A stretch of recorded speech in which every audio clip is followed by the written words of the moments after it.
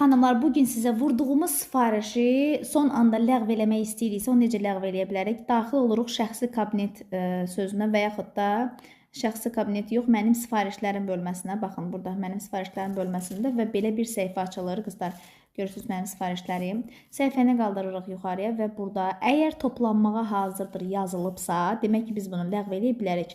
Bunun üçün nə edirik? Biz burada mavi yazılar olan yerə daxil oluruq. Həmin toplanmağa hazırdır sözünün qarşısında. Daxil oluruq məhsulun içərisinə və biz bu məhsulu ləğv eləyirik. Necə?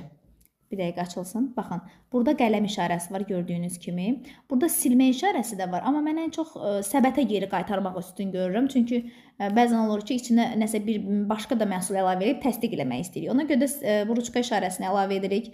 İmtina etmək sözünü vurub, baxın qızlar, bütün məhsulları səbətə geri qaytarmış oluruq və biz əgər ki, nə vaxtsa bu məhsulun üzərinə hansısa bir məhsulumuzu əlavə edib ayırdıqdan təsdiqləyə bilərik.